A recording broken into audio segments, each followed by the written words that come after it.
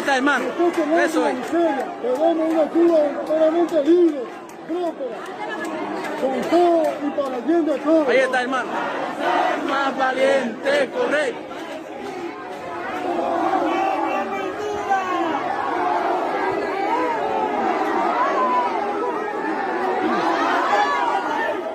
Tonight with breaking news, a show of support in South Florida for the thousands of Cubans who took to the streets today to demand an end to a dictatorship that's lasted for decades. The protests are the largest we've seen in Cuba in nearly 30 years. They come as the island experiences a shortage of things that we may take for granted, like food and medicine. CBS 4's Jessica Vallejo is live in Versailles on 8th Street. She has more on the demands and how people in South Florida are reacting. So, Jessica, how large is that crowd there today? Carly, this is the scene at Versailles near Calle 8, and I want you to see there are more than hundreds of people here, and they have constantly been chanting freedom, the end of communism, and they're also saying if Cuba is in the streets, so is Miami.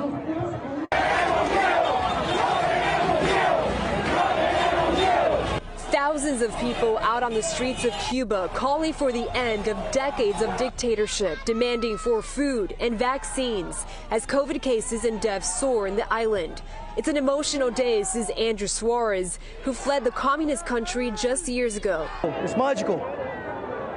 I'm actually more emotional by the fact that I'm seeing this happening in Cuba, because that's something very difficult. We could do this. We live in freedom. We live in a system that allows us to express ourselves.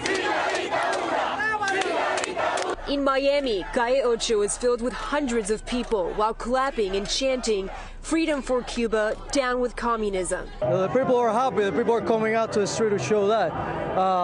It's happened a few times, but I think we're getting to a point that the system has become so overburdened that there is no way to go but the freedom of the Cuban people. This woman says her family back in Cuba are among the many that have been suffering with not just the lack of medicine to fight COVID-19. The lack of food, they are under hunger, they are suffering so much, and they're tired. People is dying on the street. Just last Friday, according to our partners at the Miami Herald, COVID-19 cases in Cuba soared to a record of more than 7,000 cases. You've got people in Cuba who are standing up for freedom, for liberty, and here this entire community that has been praying and fighting and working so hard for decades to make it happen. And here we are together, united. And Senator Marco Rubio asking President Joe Biden to urge members of the Cuban military to stand with the people of Cuba.